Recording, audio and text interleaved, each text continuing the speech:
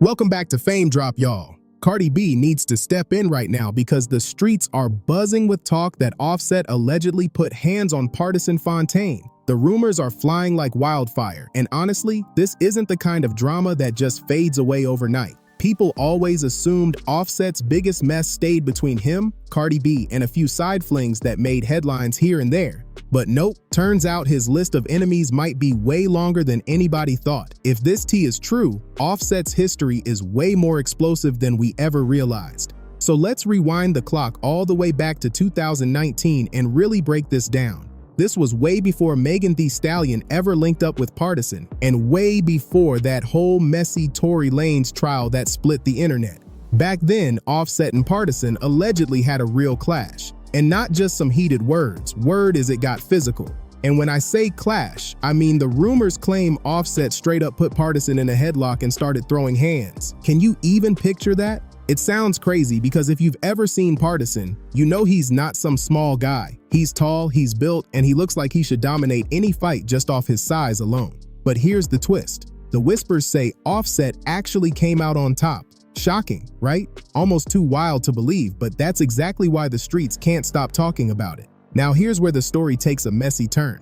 Allegedly, Offset felt like Pardison was getting way too close to, you guessed it, Cardi B. Offset supposedly didn't like how much time Pardison was spending around her, whether it was in the studio or just hanging out, and apparently it rubbed him the wrong way. The story floating around is that Offset didn't just warn him, he tried to shut down Pardison's whole working relationship with Cardi altogether. Like, imagine that, telling another man he can't work with your wife?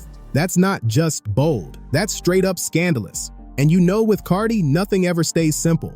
And here's the kicker. People say Offset pressing Pardison about Cardi is what actually pushed him to step away and start finding new collaborations. That's when Megan Thee Stallion entered the picture, and from there, their whole creative bond and eventual relationship began to grow. So think about it, one clash, one heated confrontation, and suddenly, the music scene shifted, sparking a brand new alliance none of us saw coming. But now I've gotta ask, what do you think?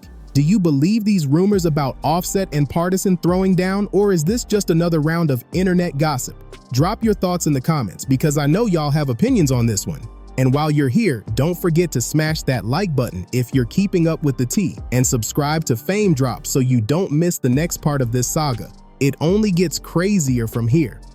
When did Party start dating Megan? It was after the Tory Lanez shooting, I do know that. So 2020. So back in 2019, apparently Offset and Party got into a fight. This was right before Party went to fuck on Megan. It wasn't hard for him to get Megan at all. But apparently Party was spending too much time with a certain person, and Offset felt a little insecure and went up over there. And I kid you not, Offset apparently whooped Party's ass. I said, now y'all lie. They said, no. They said Offset had that big nigga with all the muscles in a headlock and he couldn't get out over trying to fuck his girl. What happened was Offset stopped his girl from working with Party after the fight. Party said, all right, I'm gonna go get me a bitch. And when it got Meg, actually started helping Meg write. He didn't go to Meg because he actually loved Meg. He went to Meg to try to compensate for losing an artist and trying to make that artist bigger. But ended up, Enjoying the video so far? Smash that like button and subscribe to Fame Drop so you're here for the next one. Here's the wild twist. Offset allegedly pushing Pardison away ended up being the very move that linked Party with Megan Thee Stallion. And believe it or not, that collab turned into straight up magic. It was a win for both of them in a major way, because if there's one thing you cannot deny about Pardison Fontaine, it's that his pen game is absolutely lethal. That man writes hits like it's second nature. He's the type to walk in the studio, grab a mic, and turn a beat into a Billboard hit before you even blink. And once he started putting bars together for Megan, her rise just skyrocketed even higher.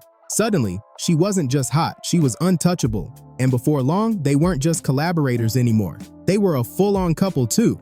Talk about mixing business with pleasure, right? So when you think about it, that rumored headlock almost feels like a twisted blessing in disguise. It didn't just elevate Megan's career, it shoved Pardison right into the spotlight where his talent couldn't be ignored anymore. He went from being the quiet guy behind the boards, ghostwriting, and staying low-key, to becoming front-page conversation. Overnight, Party was no longer just a background figure. He was the man with his name buzzing in the industry and his face everywhere. That clash with Offset might have been messy, but it may have been the push that turned him into a household name. Now let's not forget, Cardi B and Pardison go way back, and I mean way back.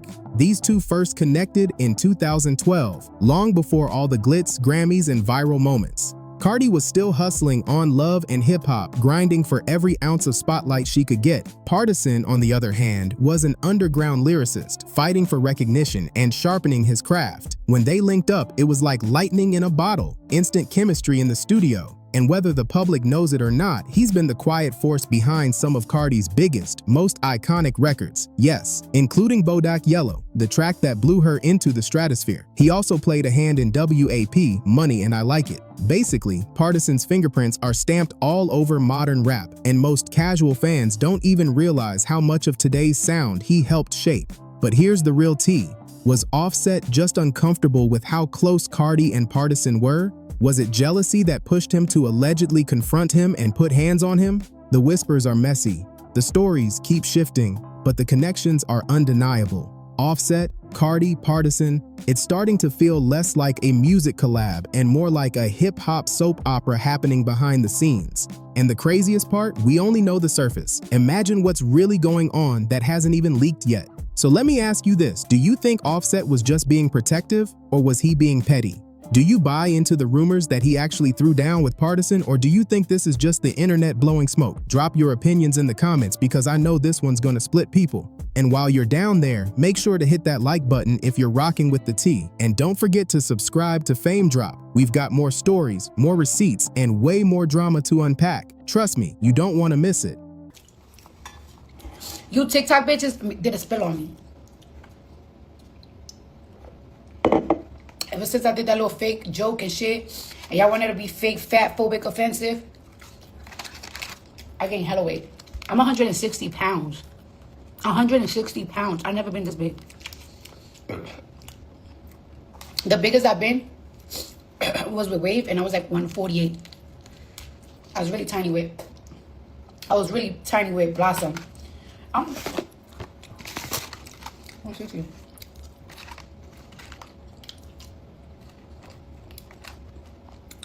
Big girl for real. And everything is on my hips and ass. And my stomach. And my face. And my legs.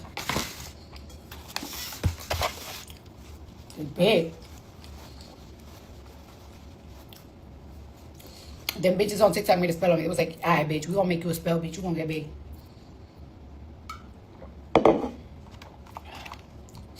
I know my ass and hips look crazy right now, but I know I'm losing.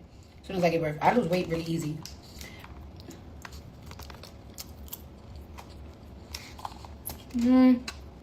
After this album rollout, I gotta do tour prep. You know, I never really thought about how would I have like a setup for a tour, because I did a lot of shows. Excuse me. But now I gotta put like a lot to it, on production, on everything. I gotta think about that shit. I gotta get my baby nursery done.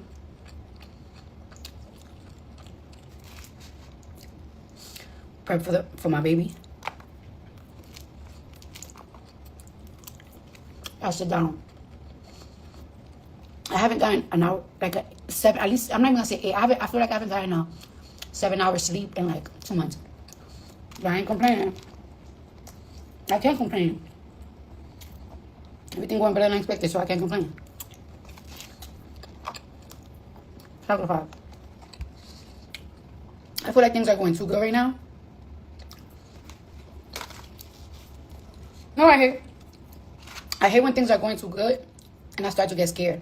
When things are going too good and I'm too happy, I get scared because some funny shit happens.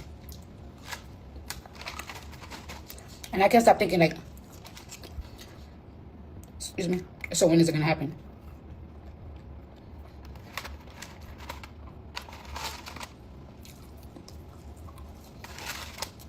Because I feel it.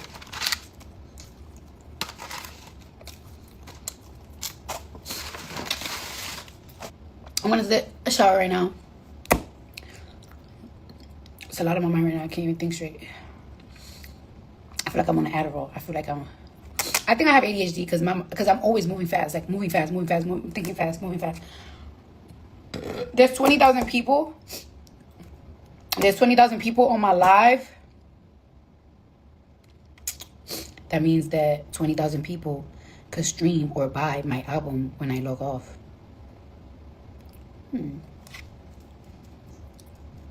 Have a good night. Better Than You is one of my favorites, and it's actually like very like